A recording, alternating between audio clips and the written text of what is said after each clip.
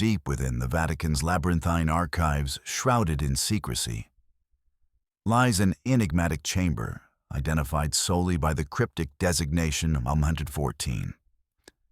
Within this sanctum, an ancient oak chest, cloaked in centuries of dust, cradles a mysterious scroll secured by dual wax seals, one bearing the emblem of the Knights Templar, and the other marked by the sigil of the Order of Assassins. The convergence of these two seals representing factions historically pitted against one another raises profound questions. What could compel such adversaries to affix their marks to a single document? Why has the Vatican preserved this artifact in obscurity, never disclosing its existence? And what fate befell the last scholar who dared to unravel its secrets, only to disappear without a trace? The traditional narrative casts the Templars as devout crusaders, noble defenders of the Christian faith, while the assassins are depicted as elusive, fear-inducing specters of the medieval world. Yet, what if this dichotomy oversimplifies a more intricate truth? Could these two groups, often portrayed as irreconcilable foes, have once convened in a clandestine alliance, negotiating not with swords, but with words, perhaps, even in the presence of the Pope? History is riddled with gaps, unexplained silences, that hint at truths deliberately concealed. The story of this scroll suggests a hidden chapter 1 that challenges the sanitized accounts found in conventional chronicles. The origins of the Knights Templar trace back to 1119 in the wake of the First Crusade's devastation. 9 French knights, bound by a shared purpose, gathered in Jerusalem to safeguard pilgrims journeying to sacred sites. Swearing oaths of poverty, they resided in humble monastic quarters, subsisting on meager provisions. Their initial base, perched atop the ruins of Solomon's Temple, inspired their name, the Poor Fellow Soldiers of Christ and of the Temple of Solomon. At first, they resembled warrior monks, more than formidable combatants, their mission rooted in spiritual devotion rather than martial ambition. However, their role swiftly evolved. As pilgrims entrusted them with protection, so too did royalty. What began as modest guardianship expanded into a sophisticated enterprise. The Templars assumed stewardship of pilgrims' wealth, managing treasures estates, and a pioneering financial network that spanned from Western Europe to the Holy Land.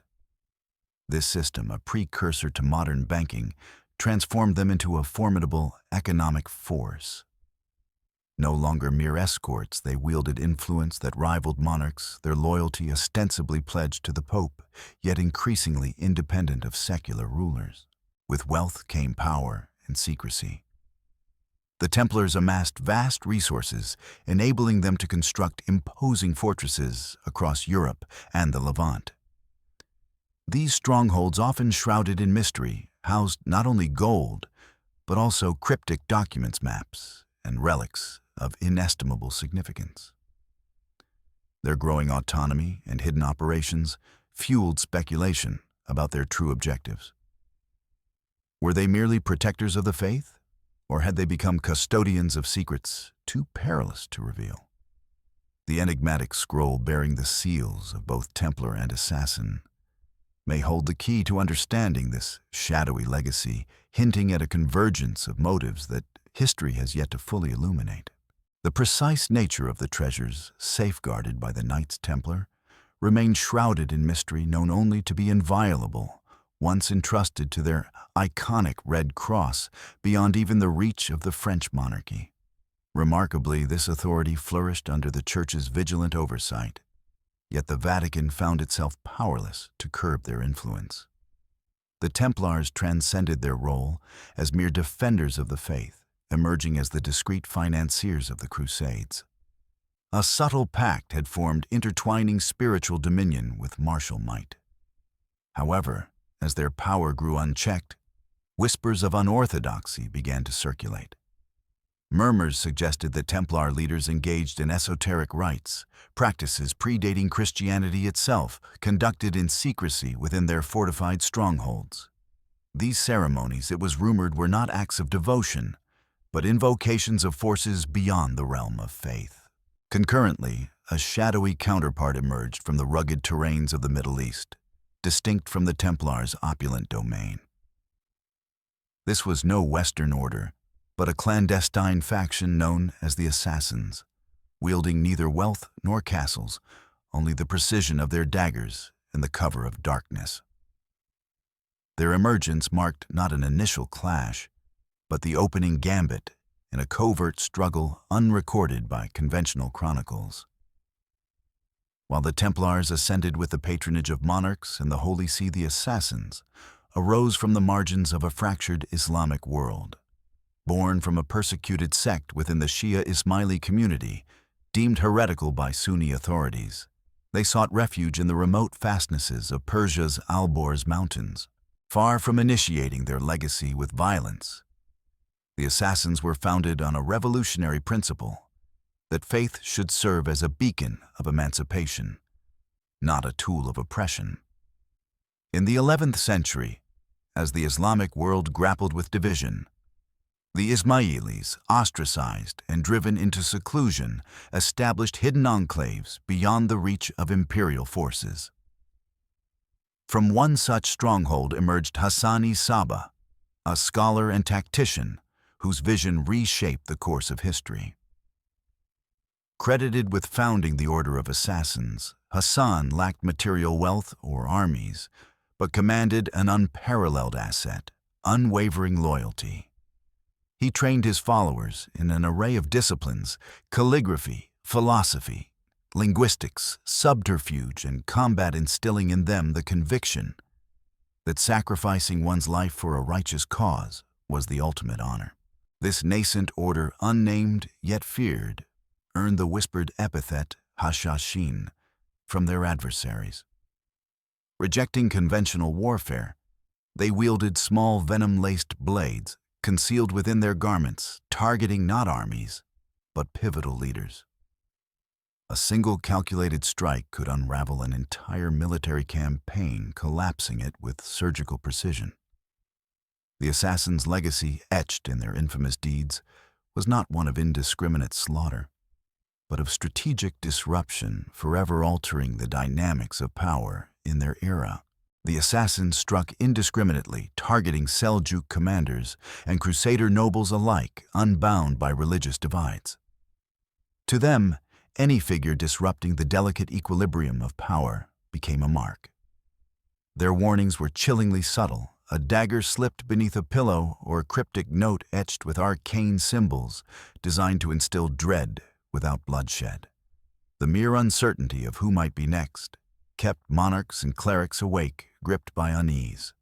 The Vatican, quick to denounce the Assassins as heretics in public, harbored a more complex relationship in private.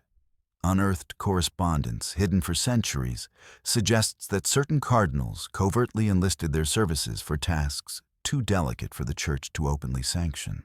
As Templar strongholds extended into the Levant, an unexpected convergence occurred: not a clash of arms, but a moment of mutual recognition. The Templars, bolstered by institutional faith, and the Assassins, sustained by a creed suppressed by earthly powers, shared an unspoken kinship as outsiders shaping history's undercurrents.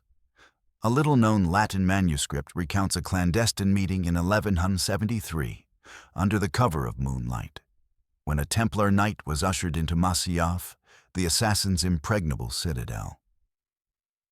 The details of their dialogue remain elusive, but the aftermath was striking: a sudden halt in assassinations across Europe, hinting at an unwritten accord, a truce neither fully acknowledged nor wholly disproved. Thus, two groups presumed to be implacable adversaries began a shadowy coexistence veiled from the Vatican's watchful gaze. Historians have noted a curious pattern: many Templar fortresses were strategically positioned mere days' travel from key assassin enclaves, often divided only by a narrow mountain ridge. Such proximity in an era defined by relentless conflict defies the notion of mere coincidence. For instance, the Templar castle of Chastel Blanc near Latakia, stood within a few hours' ride through a mountain pass from Kyrkush, a vital assassin outpost, an alignment too precise to dismiss. By the 12th century, Western chronicles began to record an anomaly. Despite their starkly opposing doctrines, the Templars and assassins engaged in no significant battles purges or formal hostilities. This absence of conflict between two such divergent forces, one a pillar of Christian militarism, the other a secretive sect of Islamic dissidents, begs explanation. The most compelling hypothesis is that they forged a discreet pact, a mutual understanding, that allowed both to thrive in parallel. Yet no official Vatican records corroborate this theory. Documents that might have illuminated this enigmatic alliance, diaries, letters, or papal dispatches, have inexplicably vanished from the archives, surviving only as fragmented relics in obscure private collections. This absence suggests a deliberate effort to obscure a truth too inconvenient for the historical record, leaving scholars to piece together the faint traces of a collaboration that reshaped the medieval world in silence. In 1947, an excavation in the ancient city of Byblos unearthed a weathered goatskin fragment, a map marked with the intertwined emblems of the Knights Templar and the assassins converging in the Bekaa Valley. Devoid of notes or clarifications, this solitary point of overlap suggested a hidden confluence, like two streams merging into a subterranean flow. Another discovery, a Latin scroll concealed in a French monastery's wine cellar, alluded to a mysterious 1171 rendezvous in the Palmyra desert between a bearer of the cross and a keeper of the blade. Though much of the text had faded, a single decipherable line endured. We found not discord, but shared purpose. Skeptical scholars might dismiss these findings as mere folklore, yet a 1226 Vatican edict prohibiting the reproduction or preservation of any document bearing both orders' seals raises questions. The accumulation of such anomalies, lost records, veiled alliances, points to an undeniable truth amidst the Crusades' turmoil.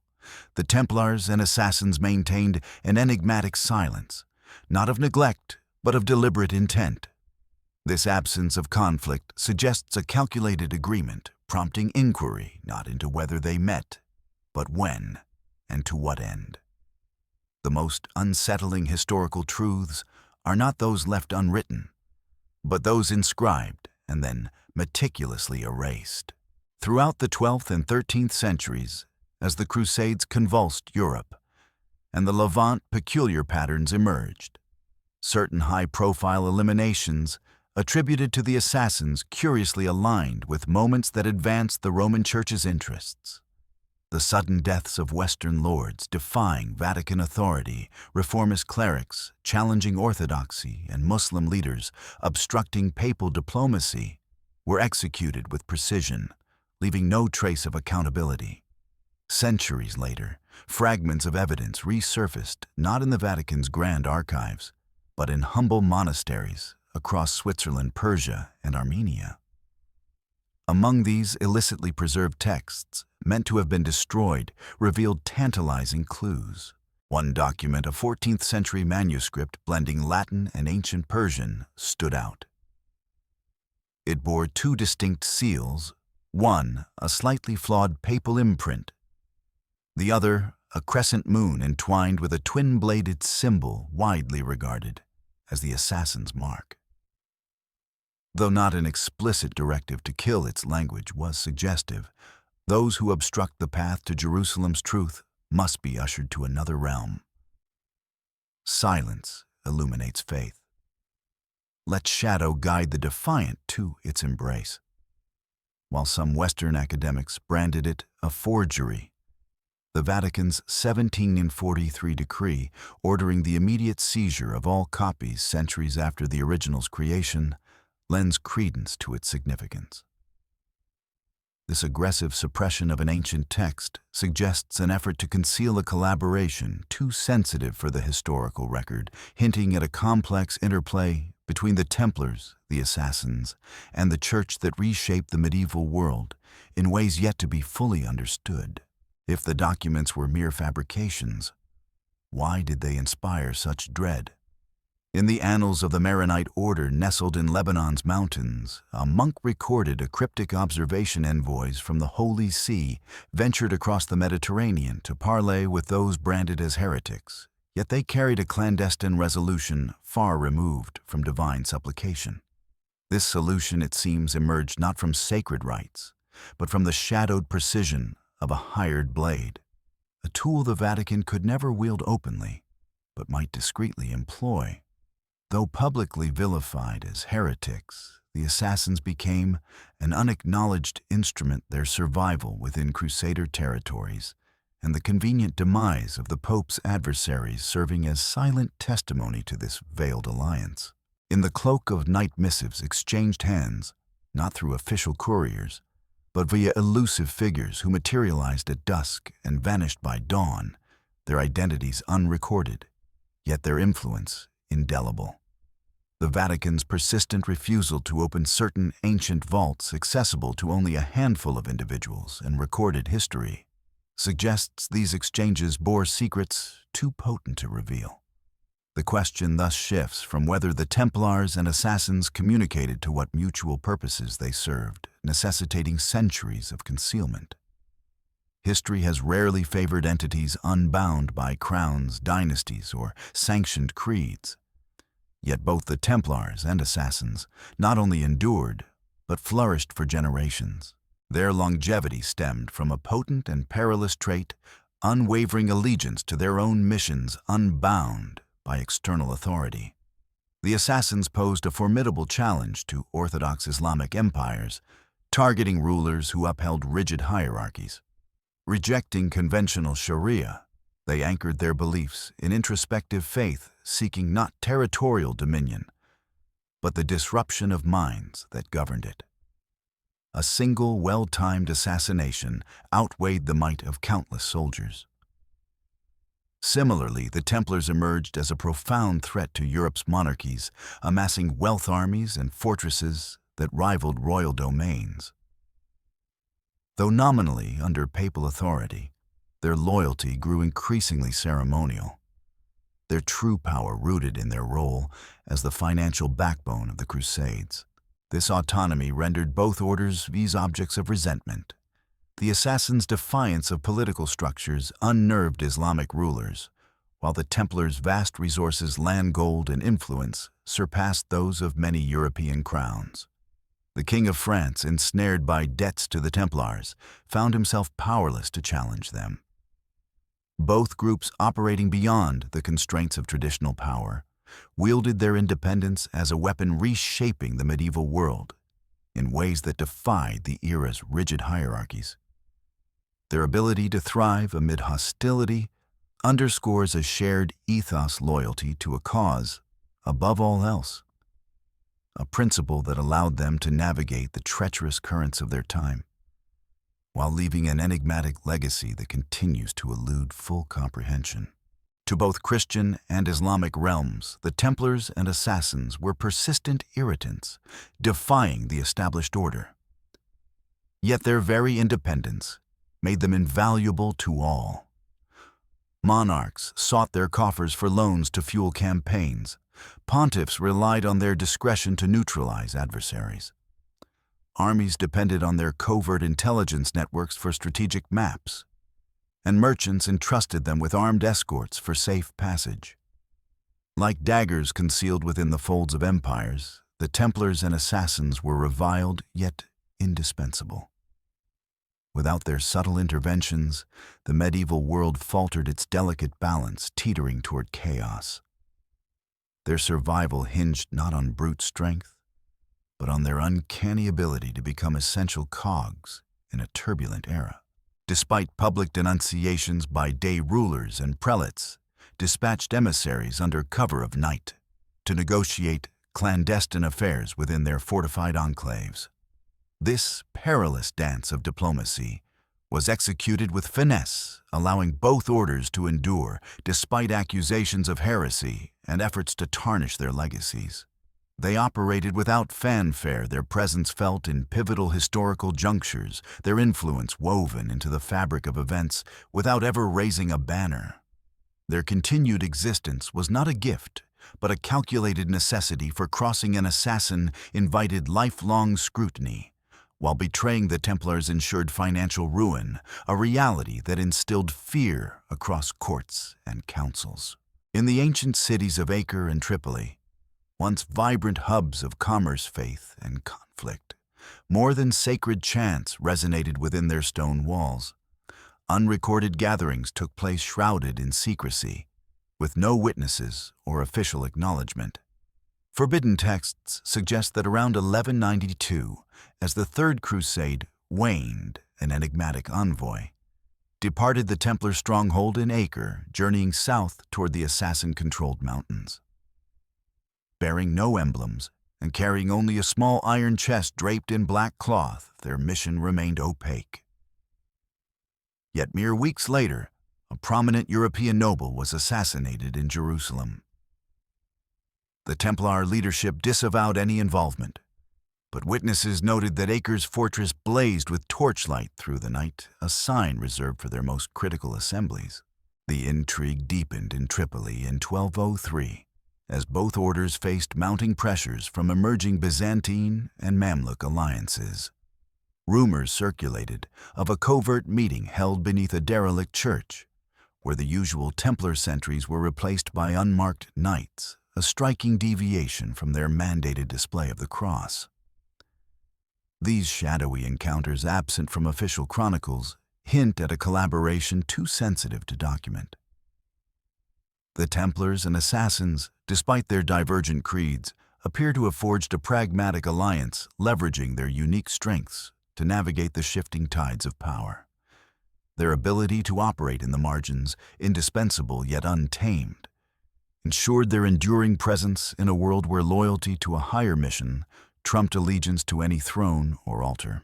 On that fateful night in 1203, a clandestine group believed to hail from the assassin stronghold of Masyaf slipped out of Tripoli before dawn. By sunrise, the subterranean chamber they had occupied was sealed barred even to local clergy. Official chronicles remain silent, yet a Maronite monk's handwritten note uncovered in Alexandria's ancient library cryptically observed, "Two shadows converged that night, not to mend rifts or yield, but to reshape the game for centuries to come." No formal record of these encounters exists, no treaties, no sealed pacts, only their aftermath, unexplained deaths, abruptly deserted fortresses, and subtly altered maps. This ambiguity fuels unease, for if history's fiercest adversaries collaborated rather than clashed, what certainties remain? The Vatican, while never acknowledging these talks, systematically seized all references to the enigmatic exchanges in Acre and Tripoli. Monks who documented these mysterious envoys were quietly reassigned to remote outposts or vanished from historical records entirely. The truth lies entombed beneath layers of time, too elusive to confirm, yet too persistent to dismiss. These events linger like faint fractures in history's foundation, subtle enough to overlook, yet unmistakable evidence of something momentous, something unspoken. For centuries, the Templars and Assassins were portrayed as implacable foes, divided by creed, philosophy, and bloodshed, their encounters marked by violence. Yet, a singular moment in the 13th century suggests a rare alignment. As the Mongol Empire's hooves thundered across Islamic lands, threatening both sacred sites and Crusader strongholds, a stark reality emerged. Neither order could withstand this onslaught alone. The Mongols were no mere dynasty. They were a cataclysm indifferent to holy relics, sacred texts, or religious divides. Under Hulagu Khan, grandson of Genghis Khan, they razed Baghdad's library, massacred countless civilians, and plunged the Islamic world into despair, leaving only desolation in their wake. Rumors that Hulagu's ambitions extended beyond Persia and Iraq sent tremors through Europe. In response, Cryptic missives began to circulate, some traced from the Templar fortress in Tortosa to the assassin-held mountains of Syria. Though their contents remain undisclosed, their impact was evident. Several assassin outposts were abruptly abandoned soon after. This sudden withdrawal hints at a coordinated response, an unspoken pact born of necessity. The Templars with their wealth and fortifications, and the assassins with their precision and stealth, may have found common cause against a mutual existential threat.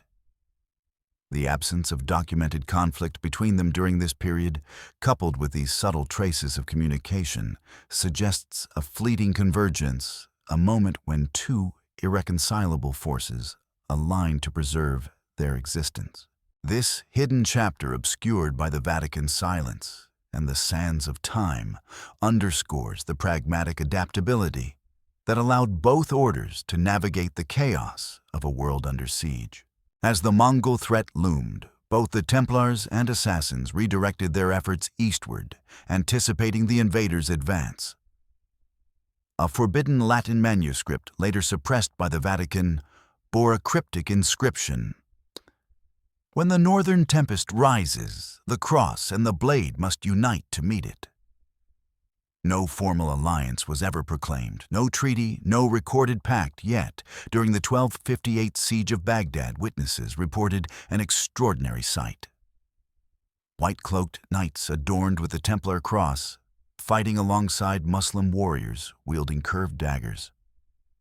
Silent and disciplined, they departed as swiftly as they appeared, leaving no trace of their camaraderie. This fleeting unity suggests a shared recognition that the Mongols were not a force to parley with, but a maelstrom of destruction poised to reduce faith, wealth, and wisdom to cinders. When Hulagu Khan withdrew from the Middle East, summoned back to Mongolia by the death of the great Khan Mongke, an eerie calm descended. The assassins retreated to their mountain strongholds, the Templars to their fortified bastions, and the moment of their collaboration faded into obscurity. As if both orders understood it was meant to remain unwritten, etched only in the silent memory of stone and bone. The Vatican, ever reticent, offered no comment, but soon after texts concerning the Mongols vanished from its archives, and a monk faced a discreet trial for allegedly fabricating Eastern records. Once more, the truth was consigned to oblivion. Yet those who endured the Mongol onslaught knew of unseen accords forged in the shadows. The Vatican's influence in medieval conflicts was subtle, exerted not on battlefields, but through hushed corridors where a single whisper could alter an empire's destiny. Convention holds that the Vatican scorned the assassins as heretics, while relying on the Templars as champions of the faith. Yet a closer examination reveals a more complex dynamic. When the Templars' power grew too vast, the Vatican orchestrated their downfall. When the assassins faced near annihilation, the Vatican remained conspicuously silent. Was the Holy See truly impartial, or did it operate as a master strategist, manipulating both orders from behind a veiled curtain? A chilling clue emerges in a 13th century manuscript transcribed by exiled Jesuit monks, hinting at the Vatican's role as an unseen orchestrator. The Templars, a sword cloaked in the guise of a cross, and the assassins a dagger concealed in darkness, were guided by an invisible hand at the Vatican, leaving no trace of its influence. This subtle manipulation allowed the Holy See to navigate the era's chaos, leveraging the strengths of both orders while ensuring their actions remained unattributed. The absence of overt conflict between Templars and assassins during the Mongol crisis, coupled with the Vatican's selective silence, suggests a calculated orchestration, where temporary alliances were forged not for glory, but for survival, their legacy buried beneath layers of secrecy and time. The custodian of the Templars' sacred key and the bearer of Masyaf's shadowed blade each approached the pontiff's throne not concurrently, but with a shared purpose: The Vatican has never admitted to such encounters yet. The consistent alignment of the Templars and Assassins' actions with the Holy See's strategic aims is too recurrent to overlook. When a Muslim scholar openly opposed Vatican emissaries and was silently dispatched in the night, the assassins were held responsible, yet no inquiry followed. Likewise, when a European noble intent on reclaiming Templar territories met an untimely end during a pilgrimage, the matter was quietly dismissed. Obscure chronicles hint that the Vatican employed covert operatives, unnamed clerics, without formal titles, who navigated clandestine dealings with subtlety. These agents issued no explicit directives. They observed, noted, and orchestrated from the shadows. The Vatican needed no direct involvement, relying instead on discreet signals, an unmarked letter, a veiled allusion in a sacred hymn, or a rare dispensation for an unorthodox act. Such gestures triggered assassinations, territorial realignments, or the permanent concealment of secrets. Within the Vatican's most secluded archives, accessible to only a privileged few, lie unlabeled compartments. A 19th-century archivist, briefly tasked in these depths, referenced a file titled Duo Umbrae, the Two Shadows. Its contents remain undisclosed, yet the name alone has unsettled scholars across generations. Perhaps the Vatican long understood that enduring authority requires the art of division and manipulation. By fostering just enough discord between the Templars and Assassins, it preserved hidden avenues for their collaboration when circumstances demanded. Through centuries stained with conflict, only the Vatican maintained its unshakable dominion. The Templars were condemned to the pyre, the Assassins relegated to legend, yet the Vatican endured unsullied and unanswerable orchestrating events from behind a veiled curtain without ever stepping into the fray. It constructed the arena, allowing its players to brandish their weapons or forge cautious alliances as needed. Traditional accounts depict the Templars and Assassins as irreconcilable foes, locked in a struggle of fire against water. Yet within the unlit recesses of ancient stone, a different narrative emerges. They engaged in covert exchanges, conducted not with fanfare but with meticulous precision, each securing their objectives while honoring the unspoken cost of discretion. A Syriac manuscript from the Mar Musa monastery in Syria preserves a monk's hushed testimony. He observed a figure in a white cloak, bearing a red cross exchanging with another in a black turban armed with a curved dagger. No words were spoken, only a map was shared, not to partition lands, but to navigate the terrain of mutual adversaries, or to sidestep needless strife. This silent transaction reveals a pragmatic partnership where survival trumped ideological divides, leaving only whispers of their cooperation in the annals of history.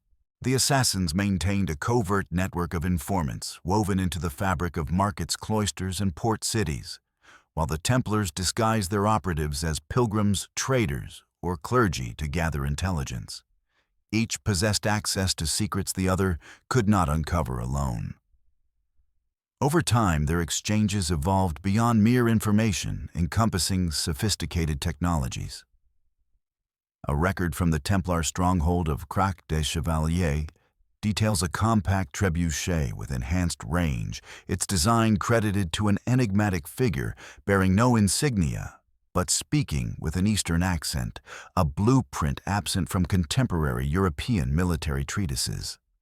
Conversely, evidence suggests the Assassins employed advanced weaponry, lightweight crossbows, slow-fused explosives, and spring-loaded daggers, innovations unknown in the Islamic world and unattainable through conquest or commerce.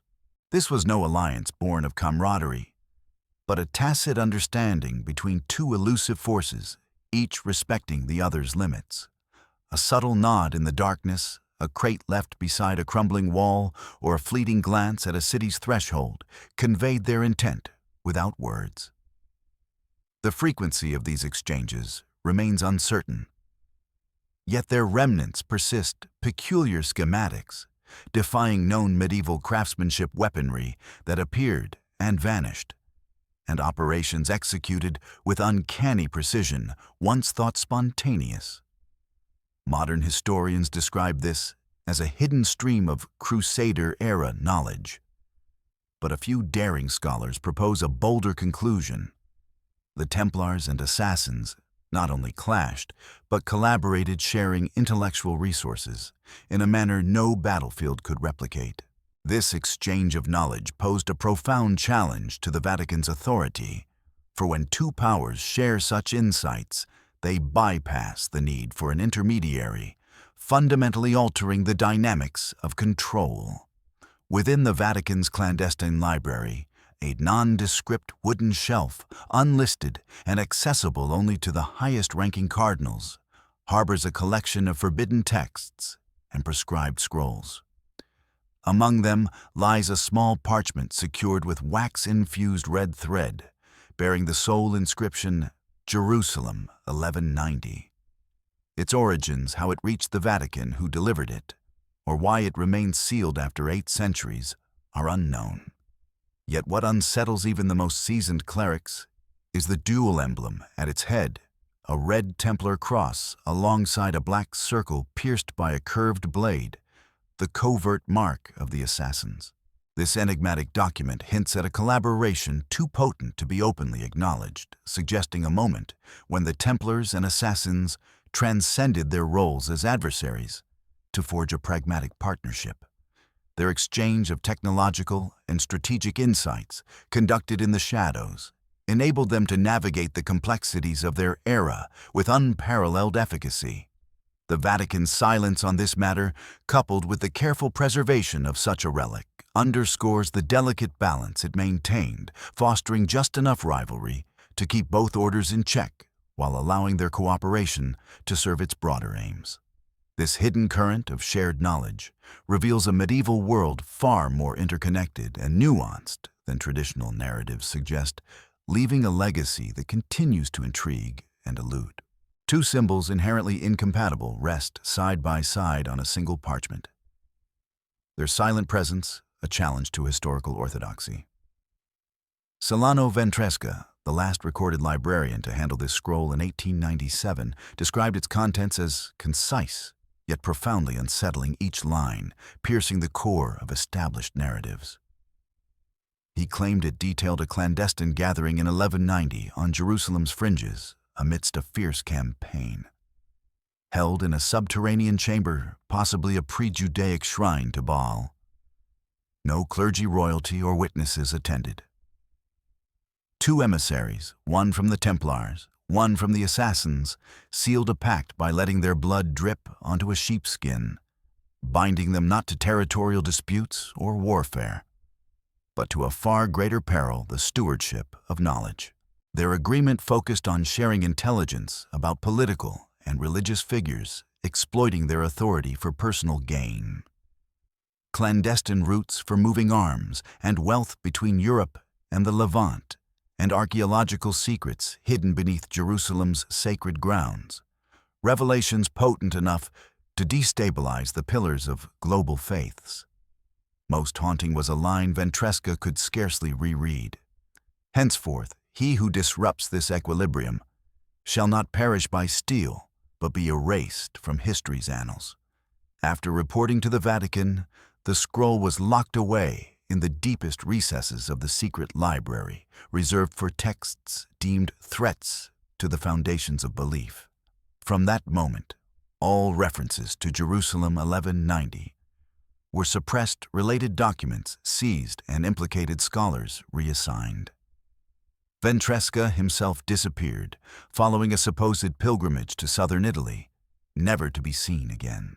The scroll's existence is less terrifying than the Vatican's dread of its implications. If authentic, it suggests that the Templars and Assassins, far from being eternal adversaries, were players in a meticulously orchestrated drama, where notions of good and evil, light and shadow were staged for effect. The true consequences, unexplained deaths, shifting power dynamics, linger as evidence of this hidden truth. Medieval assassinations are often attributed to religious zeal, political ambition, or vengeful cycles, yet those who analyze the patterns when and why victims were chosen, and who reaped the benefits, arrive at a sobering conclusion: these were not random acts, but calculated operations.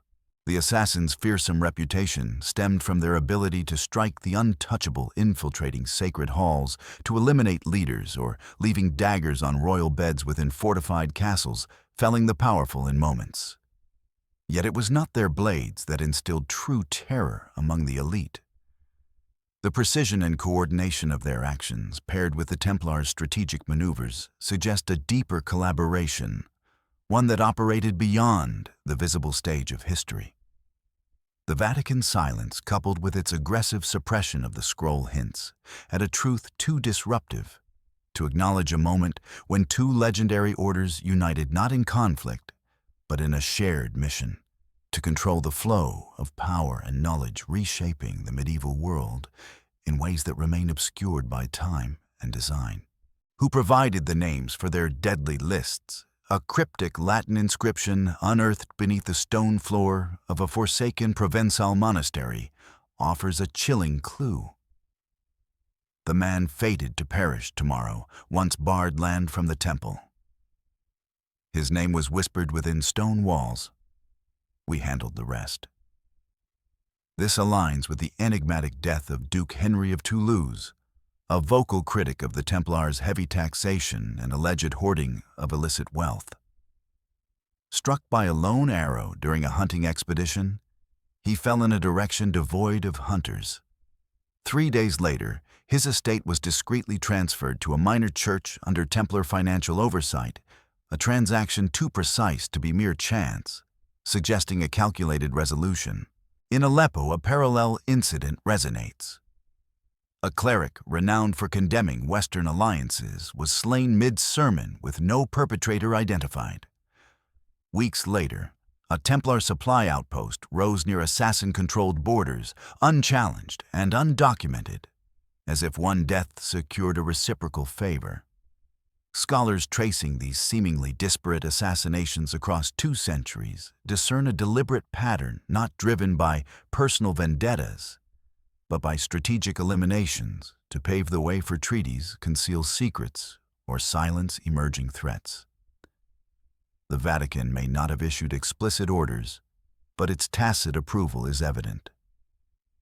Key documents often bearing Rome's seal vanished en route as if history itself were surgically excised by a concealed blade. Not every figure was marked for death, only those who stood at inopportune junctures or held dangerous knowledge. The perpetrators remain elusive, their identities obscured, leaving only the irrevocable outcomes. The Templars are often envisioned as armored knights wielding swords beneath a sacred cross to defend holy lands. Yet beneath this veneer lay a more potent force. By the 12th century, they had evolved into the medieval world's preeminent underground financial network. No longer merely a religious or martial order, they operated a transnational economic empire, facilitating loans, asset safekeeping, and international transfers across Christian and Middle Eastern realms, wielding influence even papal decrees could not constrain. This financial prowess fueled the desires of both empires and the Church, the unceasing flow of wealth through shadowed channels. Some of this fortune enriched the Vatican, a fact well documented. Other portions sustained fortresses, military endeavors, and secure pilgrimage routes. The Templars' and assassins' ability to execute precise, untraceable operations, whether through a well-placed arrow or a silent dagger, suggests a coordinated effort, possibly guided by an unseen hand. The absence of overt conflict between these orders, coupled with the strategic benefits reaped by the Vatican, points to a silent understanding. Their actions, shrouded in secrecy, reveal a medieval world where power was not only won through battles, but also through the careful manipulation of information, wealth, and targeted eliminations, leaving a legacy that history has struggled to fully uncover. An unrecorded stream of wealth flowed through hidden channels, undocumented in any official ledger, a 17th-century document briefly surfaced from a Leon monastery before its swift seizure by the Vatican detailed peculiar transactions originating from Templar financial centers in Marseille, Acre, and Antioch. These withdrawals, labeled only as umbra contractus, the shadow pact, lacked named recipients. Curiously, they coincided with pivotal assassinations. An archbishop opposing the Crusades was poisoned. A noble obstructing Eastern gold shipments fell to an errant arrow during a hunt, and a merchant possessing an ancient Jerusalem map vanished under a moonless sky. The perpetrators remained elusive, but the funds traced back to the Templars, suggesting they did not wield the blade, but orchestrated the conditions for its strike. Scholars now propose that the Templars facilitated these acts through funding and logistics, while the assassins executed the deeds. In exchange, the assassins gained not coin, but strategic advantages, safe passage through Templar territories, insider knowledge, and covert escorts past guarded checkpoints. The Templars ensured the seamless execution of these operations, clearing escape routes, turning a blind eye at city gates, or smuggling weapons across borders, all while maintaining their public devotion at dawn.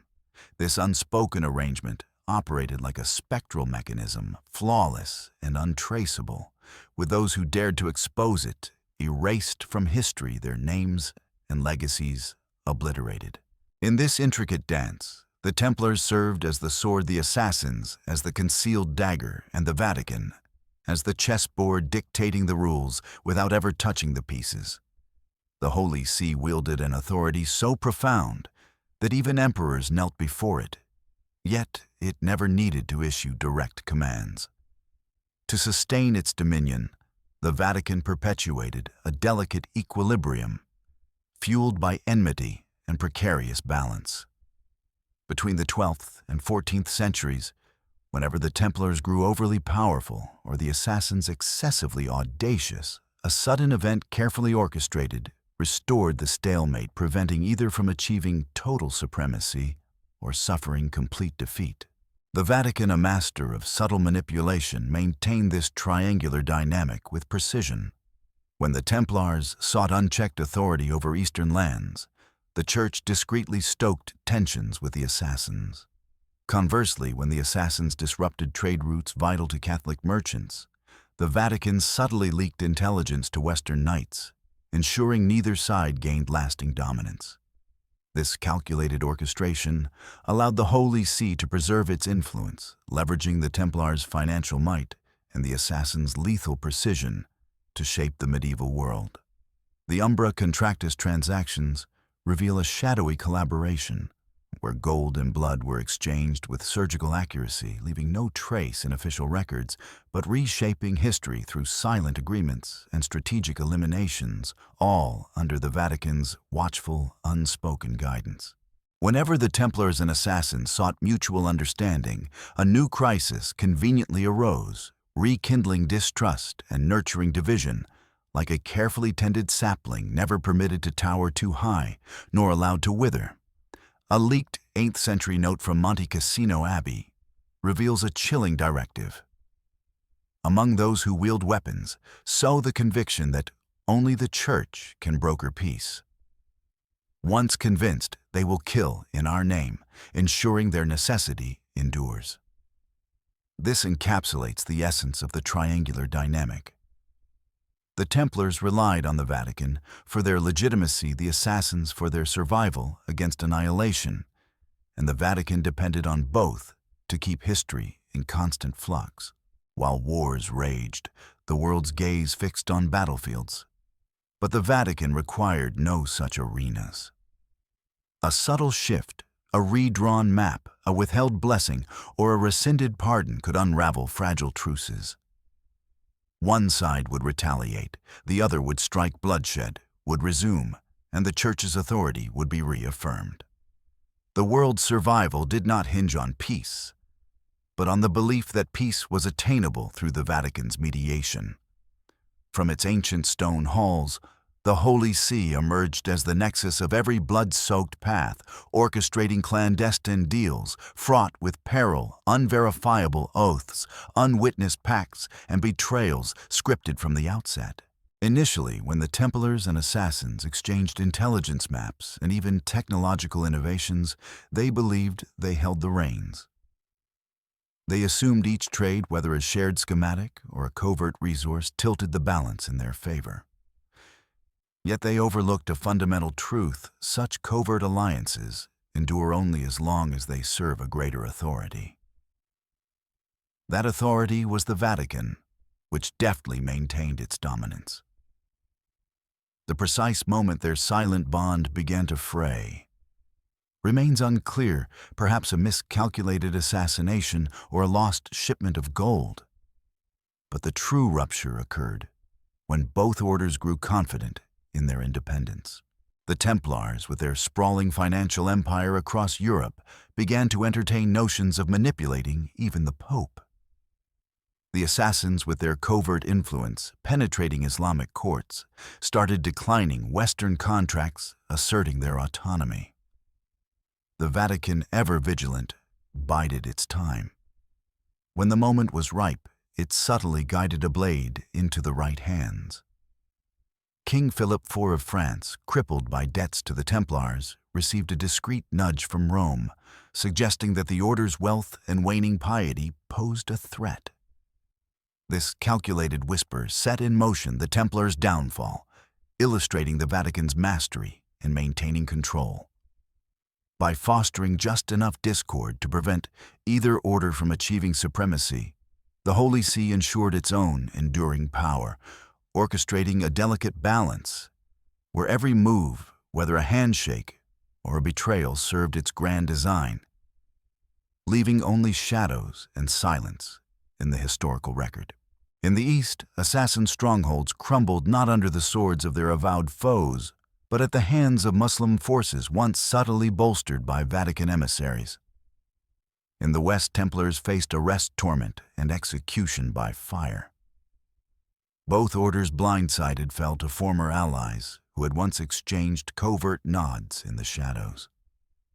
The Vatican, without uttering a word, simply withdrew its protection, allowing the fragile edifice of their power to collapse like parchment in a sudden gust. The true tragedy lies not in their destruction, but in its orchestration by the very alliances that had sustained them. Both the Templars and assassins, convinced they controlled the chessboard, overlooked a timeless truth: the stage belongs not to the players, but to its architect. That architect, concealed behind the Vatican's velvet curtain, remained unscathed amid the ruins, the sole figure enduring, as the board lay cleared of kings and victories. Historical shadows conceal documents delicate as whispers, yet potent enough to unsettle empires. For centuries, the Vatican was thought to merely observe the Templar-assassin conflicts, issuing blessings or condemnations from afar. Yet revelations from Europe's deepest archives paint a different picture. The Holy See did not merely watch it directed. A Latin manuscript uncovered in 1921 within an abandoned Austrian monastery bore the cryptic title Mandatum ex umbra, mandate from the shadows. Its opening page carried the faint seal of Pope Innocent III, a towering figure of the medieval era, renowned for launching the Fourth Crusade and wielding unparalleled influence in religious conflicts. Though the text avoids naming the Templars or assassins explicitly, it employs veiled phrases: those who wield blades in darkness more steadfast than crossbearers, and white-cloaked figures harboring ambitions blacker than night. These were to be used when expedient and discarded when their utility waned. One line chilled scholars from the Holy See, let a message reach Masyaf: the marked one must meet his final rest. Below it, 3 dots formed an inverted triangle, a covert symbol used in 13th century Vatican correspondence to signify unspoken orders. Another document held by the Benedictine order and confiscated by the Vatican post-World War II alludes to a clandestine gathering, further evidencing the Church's role in manipulating these orders. The Vatican's silent withdrawal of support ensured the Templars and assassins' downfall, orchestrated with precision to maintain its own supremacy. By allowing former allies to turn on them, the Holy See dismantled both orders without lifting a blade, leaving only whispers of their collaboration. This calculated betrayal reveals a Vatican not as a passive observer, but as the mastermind of a delicate balance, ensuring neither order grew too powerful, while their demise reinforced the Church's enduring authority in a world shaped by its unseen hand. In 1212, on the island of Cyprus, three figures converged: envoys from the Vatican, a presumed Templar Grandmaster, and an unidentified emissary from the East. This clandestine meeting coincided with a surge of assassinations and purges across Europe, and the Levant, a synchronicity too precise to be mere chance. Independent researchers cross-referencing timelines and events have noted that each covert directive from Rome was followed by an enigmatic disappearance. A British noble poised to expose Templar financial dealings succumbed suddenly. A regional leader resisting assassin influence perished during a pilgrimage. A priest probing the obscure connections between the two orders was exiled and erased from records.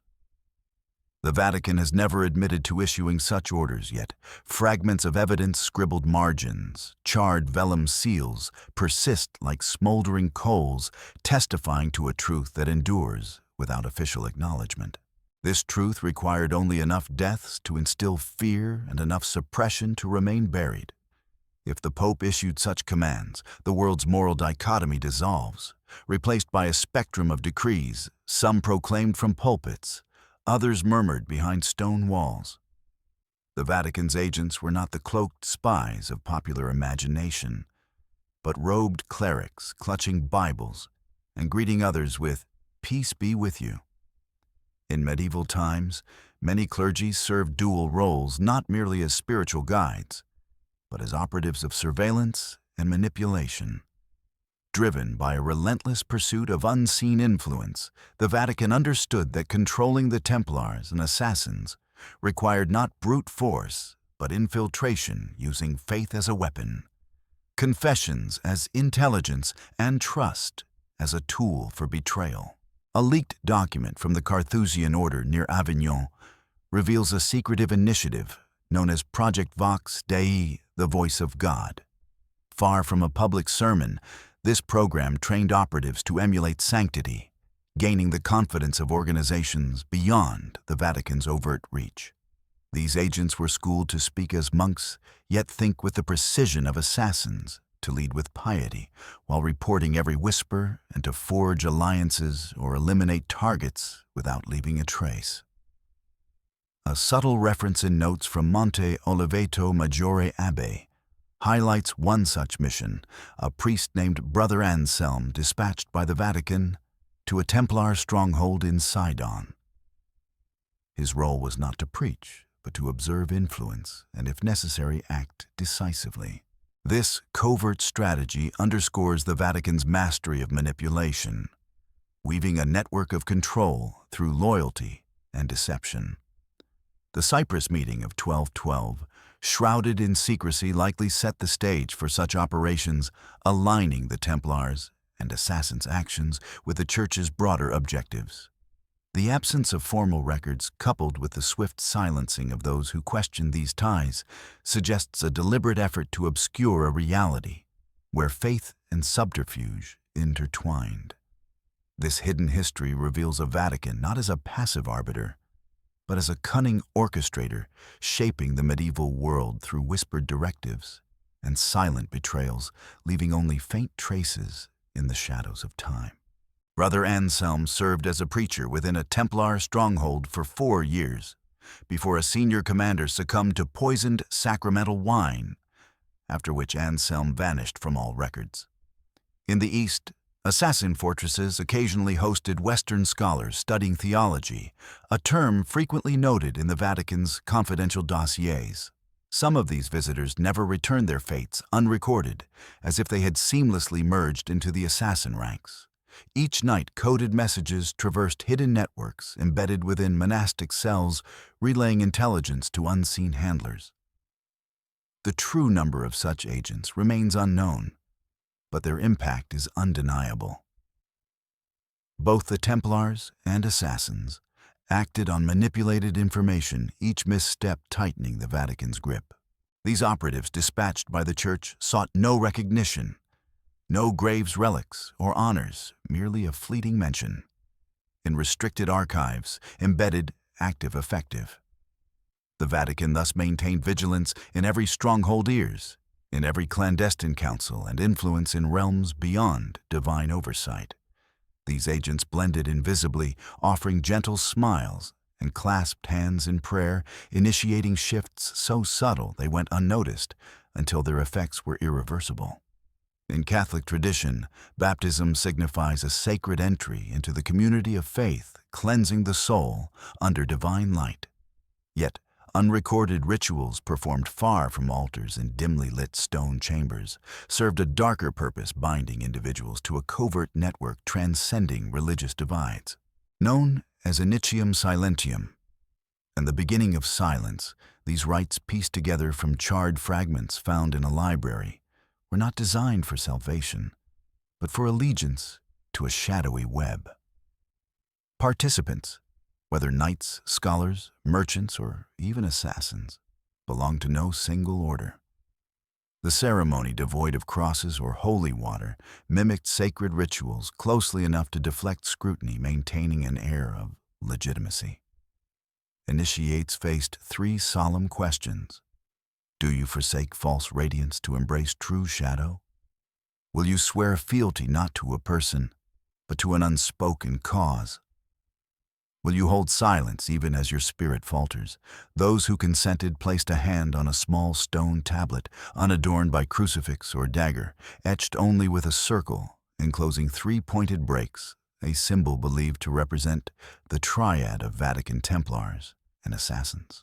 This clandestine initiation underscores the Vatican's sophisticated control, weaving a network of loyalty that operated beneath the veneer of faith. By embedding agents who mirrored the piety of monks while acting with the precision of spies, the Church manipulated the Templars and assassins, guiding their decisions through carefully planted misinformation.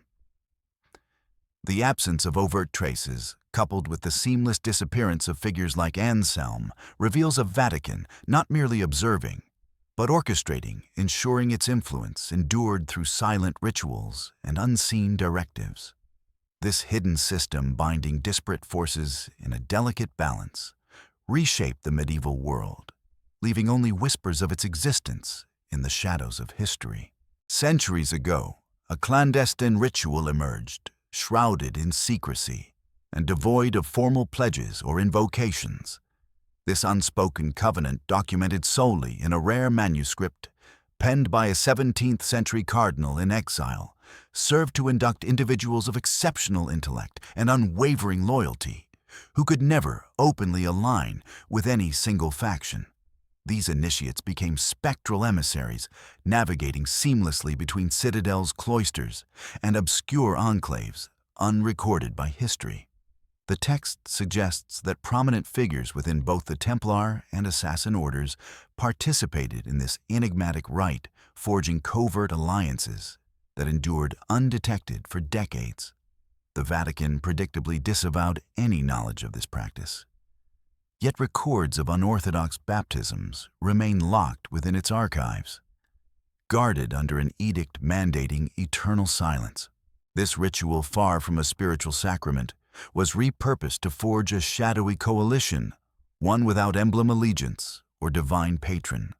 Its members wielded influence surpassing that of any crowned monarch, transcending their former identities as knights, assassins, or clerics, to become custodians of an unseen dominion, or perhaps sanctified agents of subterfuge. Over time, a peculiar pattern has unfolded. Documents chronicling secret conclaves, prohibited pacts, and unnamed accords have gradually vanished from repositories across Europe and the Middle East.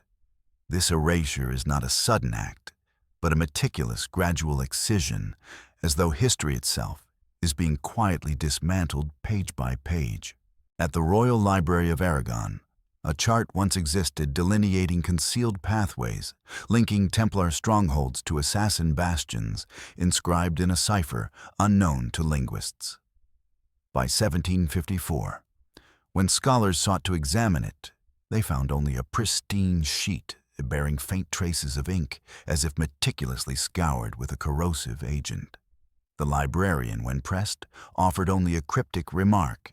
It vanished of its own accord. Similarly, at the Islamic-era Library of Alexandria, ancient Persian texts recounting dialogues between assassins and robed monks perished in an inexplicable nocturnal blaze despite constant surveillance. In Germany, a monastery housing the Sidon collection, 17 manuscripts from the 12th century, endorsed by both Templar and Eastern monastic seals, was shuttered in 1839 after a researcher disappeared while studying its contents. The Vatican cited structural concerns, sealing the archives indefinitely. This systematic obliteration of records raises a profound question. Not why these artifacts are disappearing, but who possesses the authority and precision to orchestrate their removal across continents, leaving no trace and no outcry. The answer lies not in the absence of evidence, but in the silent efficiency with which it is erased, suggesting a power both vast and invisible, operating beyond the reach of history's gaze. While conflagrations devoured Alexandria's libraries, wars razed Baghdad, and marauders reduced Constantinople's texts to ashes, a more insidious form of destruction has persisted, one calculated, methodical, and eerily exact. Tucked within a Florentine chest, a 16th-century scholar's handwritten note recounted a chilling ordeal I held, that manuscript in my hands. The following day, I was ousted from the academy. 3 days later, my home was plundered. By the 7th day, my name was erased from discourse. His final quivering words declared the document did not destroy itself. Someone ensured its annihilation. When the threads of memory are cut from the fabric of history, truth blurs into legend. This act of erasure represents a supreme form of dominion, not in shaping events, but in dictating what endures in their recollection. The Vatican, the world's preeminent archive and its most vigilant custodian, has never confessed to obliterating a single record. Some view its actions as safeguarding doctrine.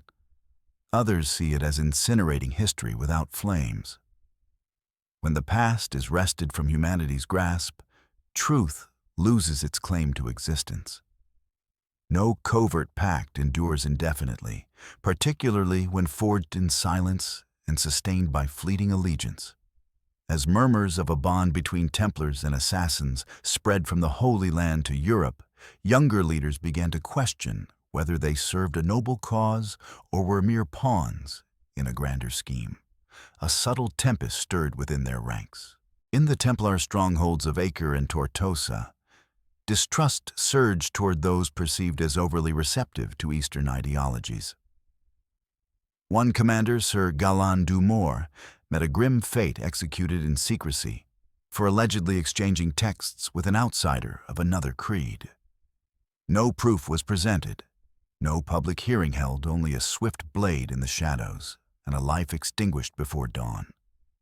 Concurrently, in the assassin stronghold of Masyaf, 2 senior figures perished by poison, accused of divulging passage routes to a figure clad in monastic garb.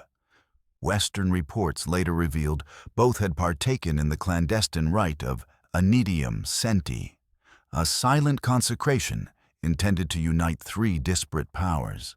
It was as though a spark had been ignited at both ends of a single cord, consuming the factions from within. Templars began purging those swayed by Eastern thought, while assassins hunted members suspected of bartering loyalty for Europe's wealth. The surface suggested treachery. Yet a closer examination unveiled a chilling orchestration. The unraveling was not chaos, but a deliberate design, as if an unseen hand had choreographed the collapse, ensuring that the bonds forged in silence would fracture under the weight of their own secrecy. In 1472, a Dominican monk transcribed a rare Vatican manuscript bearing the ominous title Fiat Scindera, Let Them Divide. This document outlined a clandestine plan, sanctioned by a secretive assembly of cardinals, to sow discord within the Templar and assassin orders. The strategy was chillingly precise: disseminate false intelligence to ignite suspicion, then exploit under the resulting chaos to dismantle their covert networks. The ensuing events unfolded as scripted: a silent schism marked by mysterious executions and severed ties between hidden factions. No overt conflict was necessary.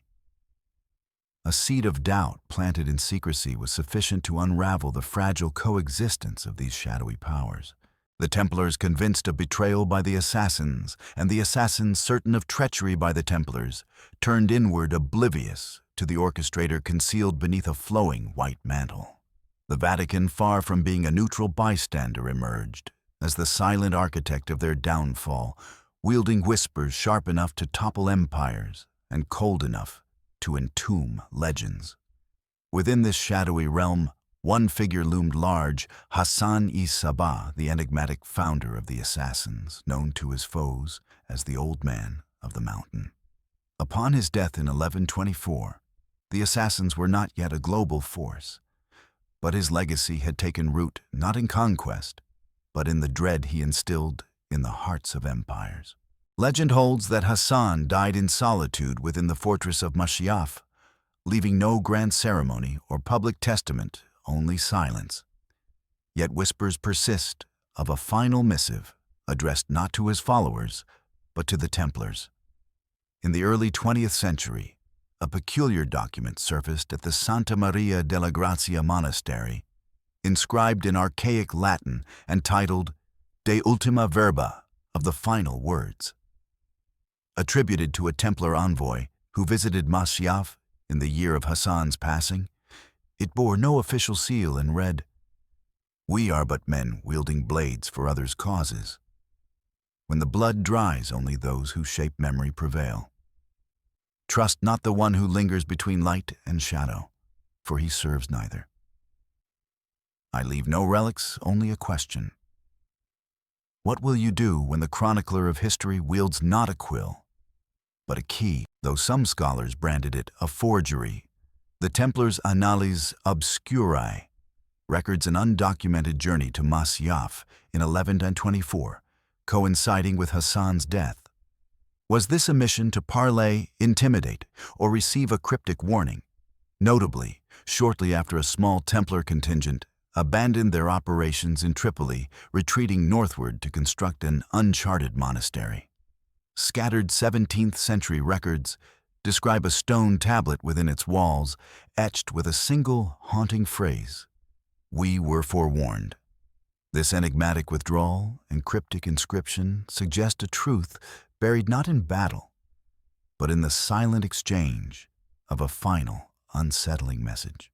What warning could compel the Templars to heed a man the Vatican condemned as a heretic? Perhaps amidst a world steeped in bloodshed and secrecy, certain truths transcend factional divides. Truths unconcerned with swords or sigils, but centered on the unnoticed figure, orchestrating from the shadows, murmuring sacred words while manipulating destinies.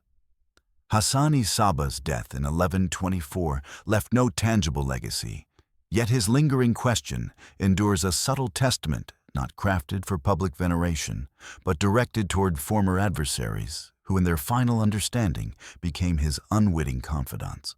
On March 18th, 1349, beneath Paris's Pont Neuf, a lone figure stood tethered to a pyre along the Seine's banks.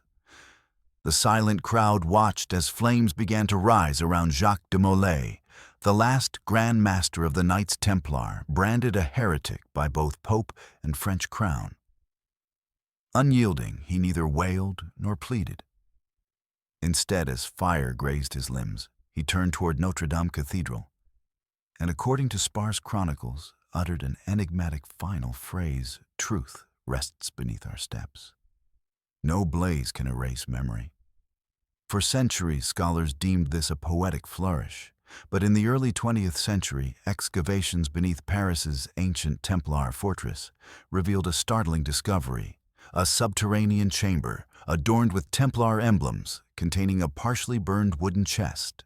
Within lay a manuscript, its edges singed, yet its text intact, bearing the title Testamentum Deluxe Celta Testament of the Hidden Light. No author was named, but its final page bore Jacques de Molay's distinctive seal, a horizontal blade beneath a fractured cross. The document spoke not of treasures or sacred artifacts, but of Hassani Saba, the man reviled by the Church. It recounted, "I heard the parting words of the one labeled a heretic, yet his insight awakened me. If he spoke true, we Templars have been mere pieces on an unseen chessboard." The Vatican's deepest fear is this: the Templars and assassins might one day recognize we were both manipulated by the hand clutching both scripture and scepter. De Molay's text claimed to include a chart mapping clandestine meeting points between the two orders, alongside a roster of monks who had forsaken divine service for hidden agendas. This evidence was not for vengeance, but to empower a future soul to upend the game. The fate of this map and list remains unknown. Some assert the Vatican swiftly claimed them. Others whisper that those who uncovered the manuscript vanished, much like countless ancient texts erased from history's record. The Testament's survival, however fragile, suggests a lingering challenge to the silent powers that shape what humanity remembers, hinting at a truth too potent to be fully extinguished. From the cobbled streets of Paris to the ancient walls of Rome, from Jerusalem's sacred grounds to the fortress of Masyaf, Jacques de Molay's legacy endures not in any fabled curse spoken at his pyre, but in the silent truths he left entombed in stone and dust. The flames that consumed him in 1314 could not eradicate memory, for some fires spark a radiance that shadows cannot extinguish. The Vatican has steadfastly denied any connection to heretical factions, a position upheld from medieval pontiffs to contemporary spokespersons. It presents itself as an unblemished bastion of faith, a guiding light amidst chaos, untainted by those who wielded violence to advance their creeds. Yet truth persists without utterance, for neither all parchment can be reduced to ash nor stone ever deceive. In 1991, a breach within the Vatican's archives unveiled the existence of the Archivum Crypticum, a clandestine vault absent from public records, inaccessible to scholars and the devout alike. Its keys entrusted only to a select cadre of senior cardinals. Within its confines lay revelations the Church has never acknowledged: a meticulously drawn map on animal hide tracing envoy routes from Rome to Masyaf, via Acre in Tripoli, sealed with red wax, bearing the dual key Sigbu Jin Shu of papal authority. Accompanying it was a document penned in a curious amalgam of Arabic and Latin, chronicling a tripartite dialogue among Vatican emissaries, assassin leaders, and a prominent Templar commander. Scrawled in the margin was a directive: balance must be maintained. No faction may claim absolute triumph.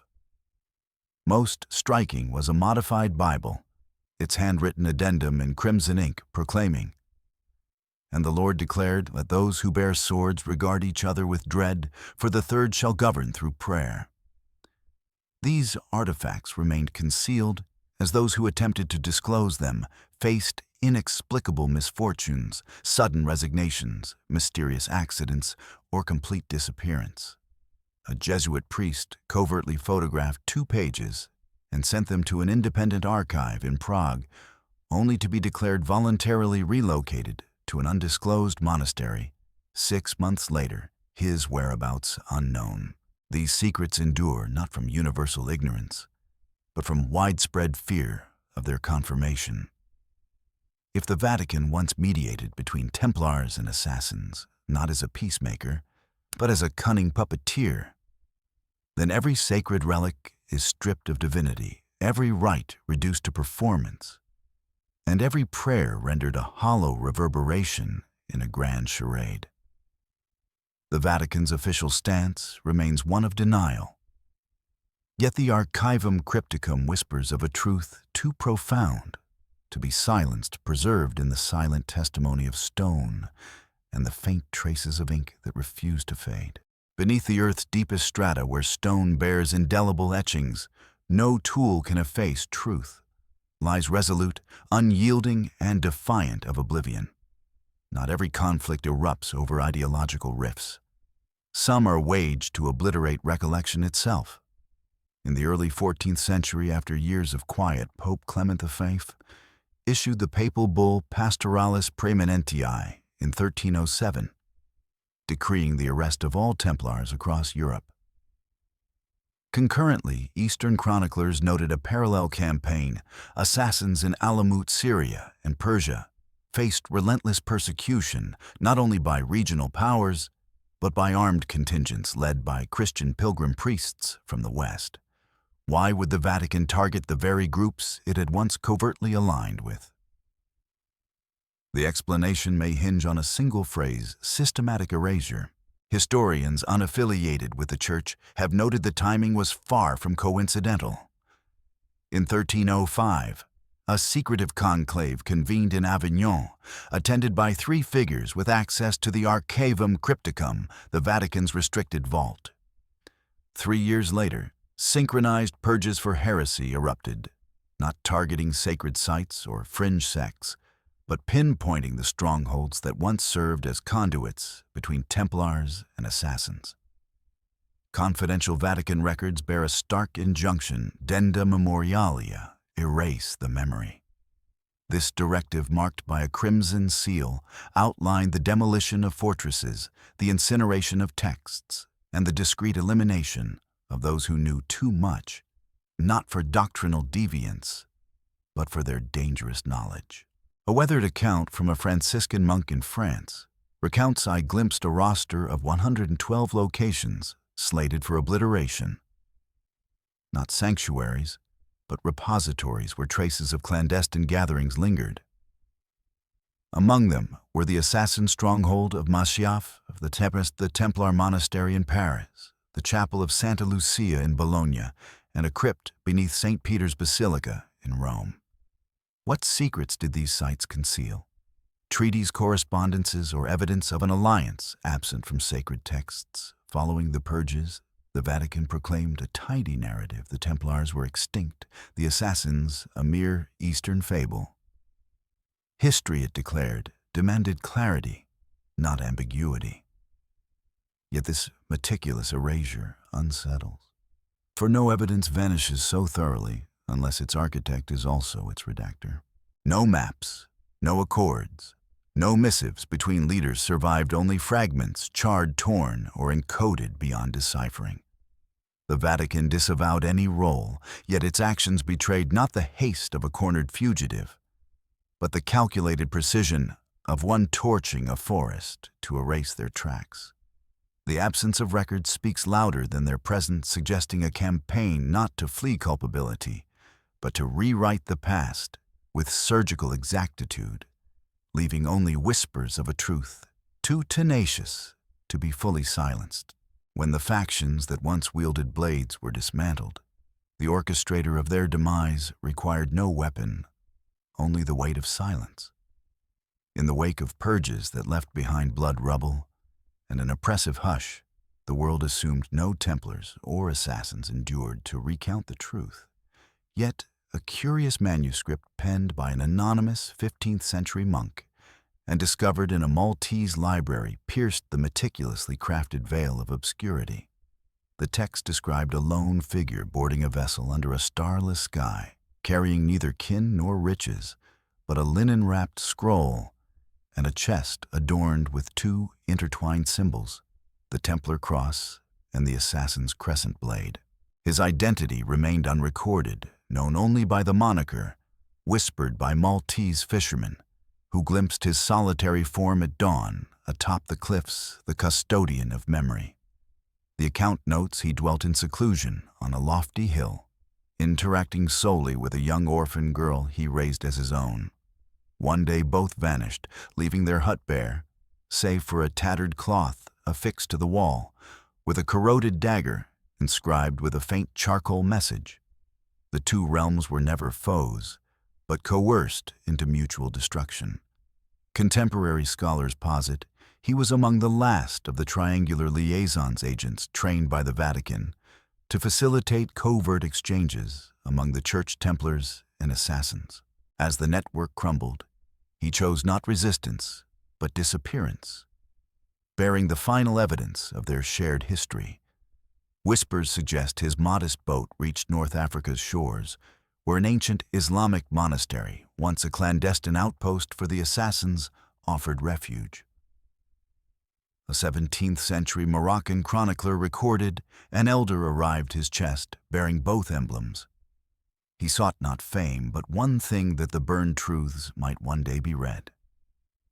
His lifespan and the scroll's fate remain unknown, yet from the 16th century onward, a peculiar dual emblem began to surface, carved on monastery walls, etched in woodcuts, and even traced on the bases of communion chalices in quiet Italian hamlets. This fused symbol, no longer a mark of rivalry, but of unity, served not to seize authority, but to whisper of a truth that once stood a chance to endure before its last voice was silenced. Though the Vatican erased nearly all traces, the survival of one figure, ferrying memory across the sea, ensured that history, though entombed, retained a pulse. The custodian's legacy carried in a fragile scroll, and a fleeting symbol testifies to a resilient truth refusing to be wholly extinguished despite the Church's relentless campaign to bury it. For those who follow, if they possess the discernment to perceive it, the silence enveloping us today is merely the residue of a grand design obscured from view. In 1936, as Europe quaked under shifting political tides, a cadre of Jesuit scholars from the Vatican was permitted entry to long-neglected sections of the subterranean archives. Their mission, ostensibly routine, aimed to catalog medieval manuscripts displaced by centuries of conflict.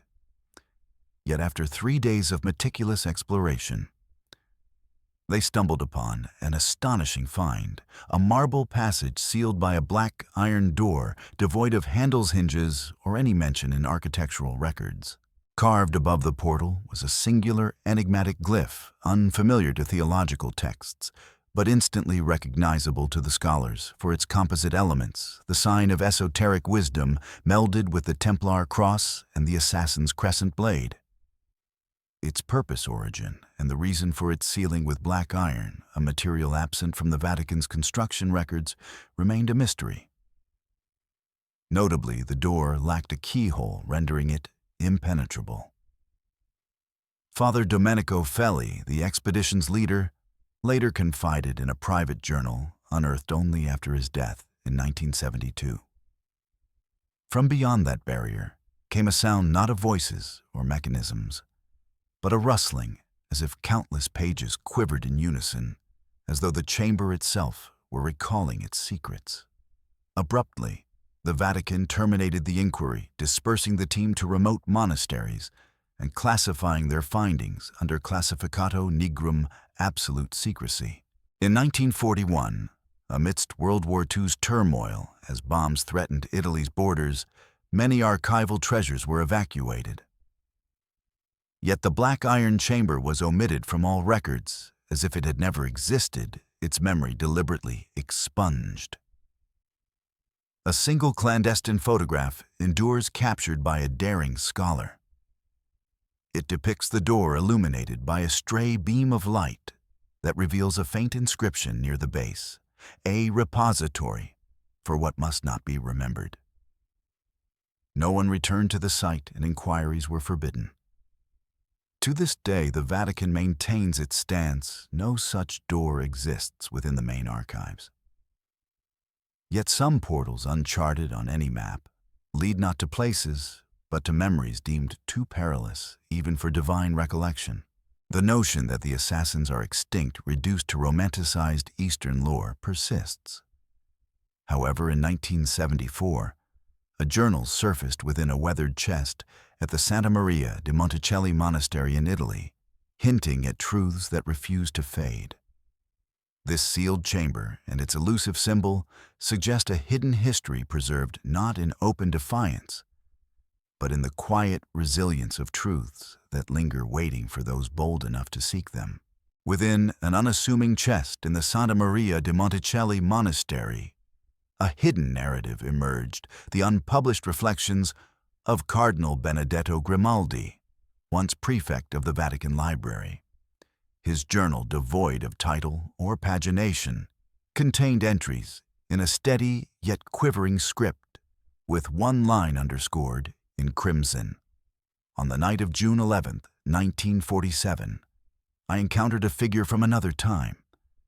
Grimaldi recounted being guided through 3 fortified portals deep within the Vatican's subterranean archives to a chamber known only as Stanza dell'Oblio, the Room of Oblivion.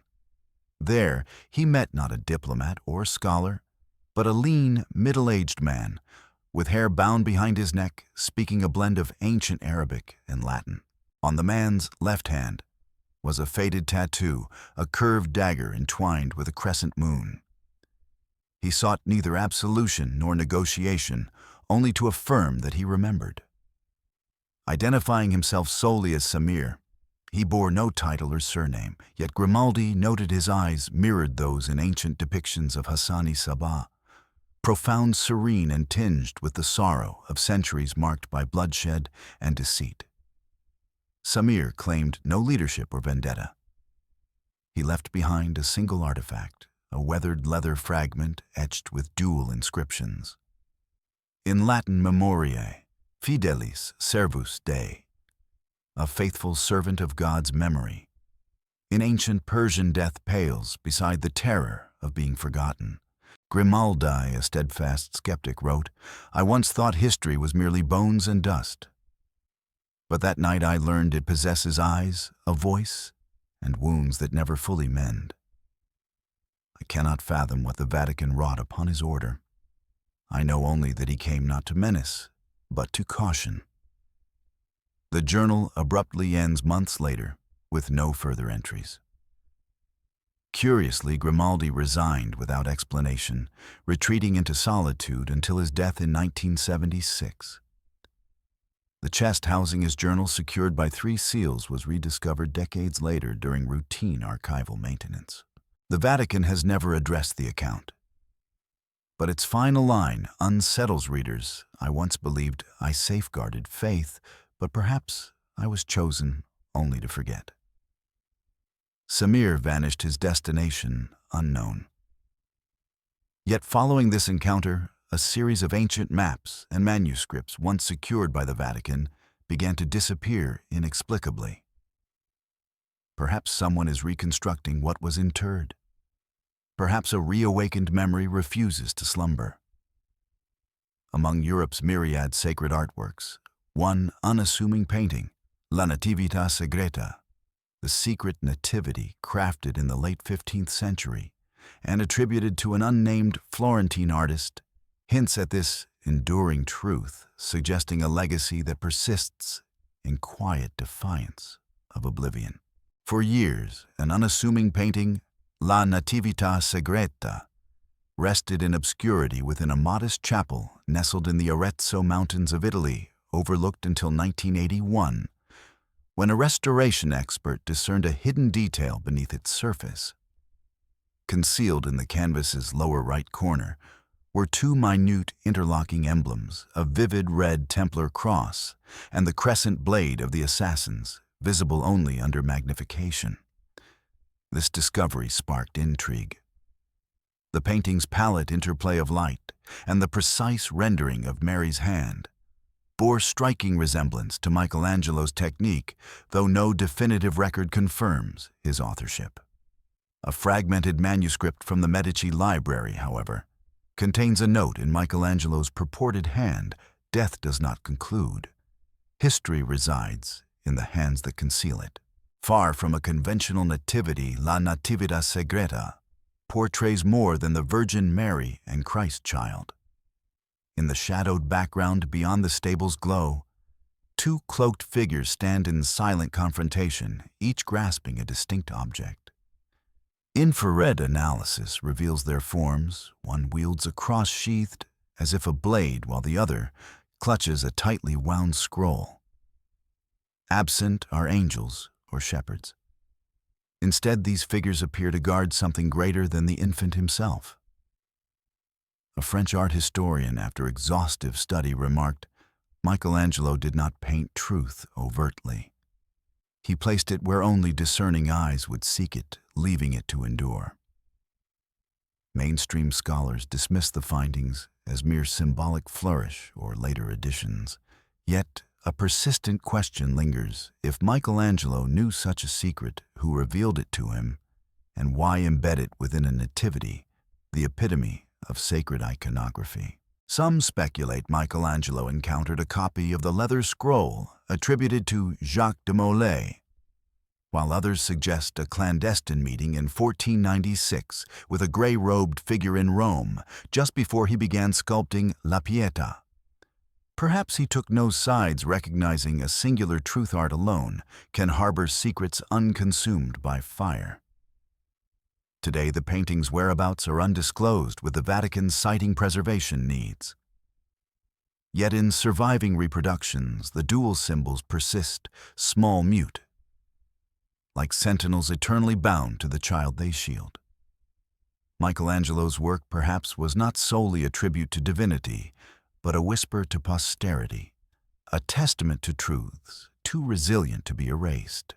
The painting's hidden emblems and cryptic figures suggest Michelangelo wove a narrative of unity between opposing forces preserved in the quiet sanctity of art, while the Vatican's silence and the painting's removal fuel speculation, and the enduring presence of those symbols in reproductions speaks to a legacy that, though concealed, refuses to be forgotten, inviting future generations to seek the truth hidden in plain sight. Truth never vanishes. It merely seeks new havens to conceal itself. The modern era, with its faith in data evidence and reason, often dismisses myths as relics of a bygone age. Yet a single ancient text and a probing intellect can unsettle the foundations of history. In 1998, during a historical symposium in Marrakesh, Morocco, Dr. Elias Mertens, a young Belgian scholar, left attendees speechless with a bold assertion he had uncovered evidence of a formal alliance between the Templars and assassins ratified by the personal seal of Pope Urban II.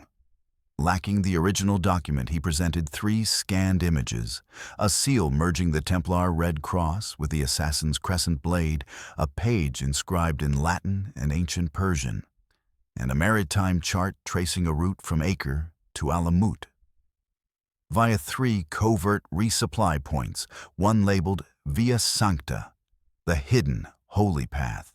Within a day of his presentation, Elias disappeared. His hotel room showed no signs of disturbance.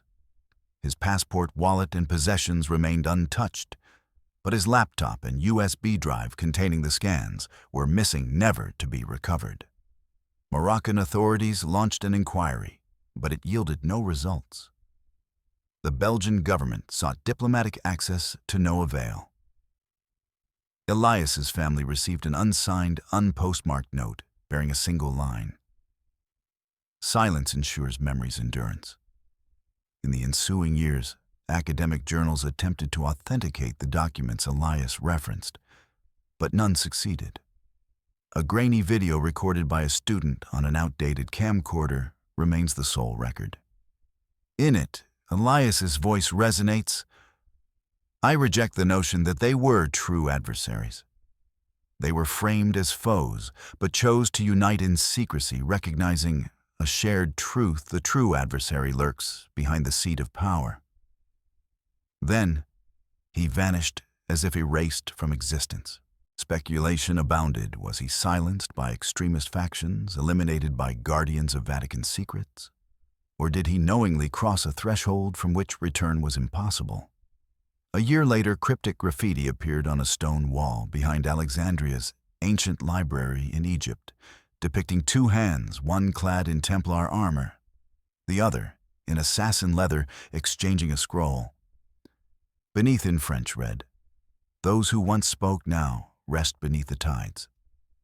No one claimed the artwork, and none dared remove it. At subsequent historical conferences, the Templar assassin connection was conspicuously avoided, as if the topic itself had been consigned to oblivion. Yet the fleeting images Elias shared and the enduring graffiti suggest a truth too resilient to be fully suppressed, lingering in the shadows for those bold enough to seek it. Some truths once glimpsed are not meant to be revisited. Dr. Elias Mertens vanished from academic records. His Wikipedia entry was erased in 2006 without explanation. All that remains is a single note from a close confidant, tucked within a weathered leather notebook. Elias held that history never perishes. It merely dons a new guise and awaits its next narrator.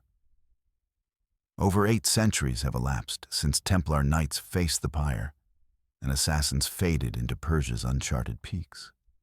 The world presumed their tales concluded, their chapters sealed.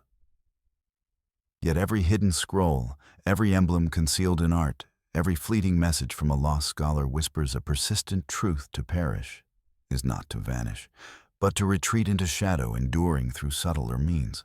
If the Templars and assassins, long cast as bitter foes, were instead united, wielding the same blade with divergent hands, and if the Vatican was not merely an arbiter, but the architect of their dance, the question shifts from who triumphed to who reshaped the narrative.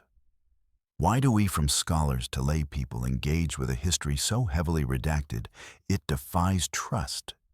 What lingers is not proof, but absence, gaps in archives, voids in ancient church walls, and silences in humanity's collective recollection.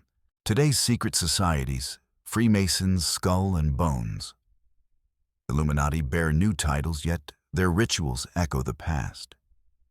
Their symbols evolved, yet familiar evoke black robes, sealed chambers, and unspoken vows.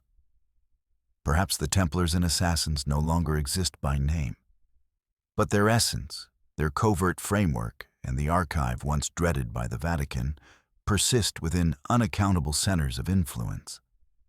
These modern groups may not be mere successors, but threads of a design woven long ago, when Jacques de Molay and Hassani Sabah's heirs exchanged a final scroll. Perhaps they were never adversaries, but actors in a scripted play, one the virtuous knight, the other the unseen dagger, together etching a shared sigil into a lightless crypt. The ultimate truth lies not in who was just or errant, but in our exclusion from the full story. Those who bore memory learn to conceal it where eyes seldom wander. As secret societies emerged in the 17th and 18th centuries, cloaked in ideals of liberty, science, and new faiths, they prompted an unsettling question. Are these groups chance successors, or do they enact roles scripted centuries prior? The interplay of absence and enduring symbols suggests a legacy not extinguished, but transformed, waiting in the shadows. For those bold enough to question the edited pages of history we've been handed, what are the origins of these enigmatic groups, and why do their emblems so closely resemble those of the Templars and Assassins factions long believed to have faded into history? Could this reflect not merely a legacy, but a resurgence, a clandestine system that once shaped events from the shadows, now poised to re-emerge under fresh guises, yet with an unchanged purpose? The saga of the Templars, Assassins, and Vatican may appear to conclude here, yet a new threshold beckons, leading to realms where light falters and unseen hands mold the course of the future.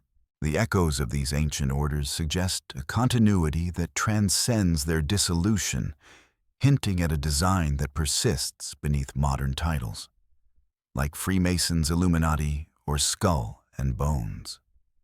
These groups, cloaked in new identities, may be more than successors. They could be the reincarnation of a mechanism that has long manipulated the currents of history.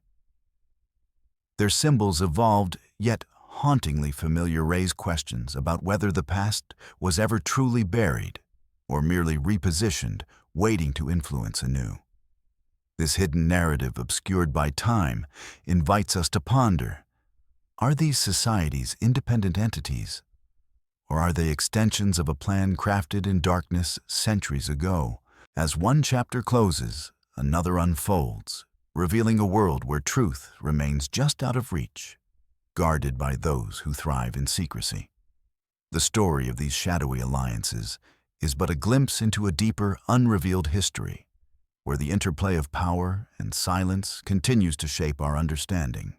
Which secret society intrigues you most for further exploration? Freemasons, Illuminati, skull and bones, or perhaps a lesser-known entity wielding influence too potent to be widely acknowledged? The answers lie not in what history proclaims, but in what it conceals, urging those curious enough to delve beyond the surface and uncover the truths designed to remain hidden.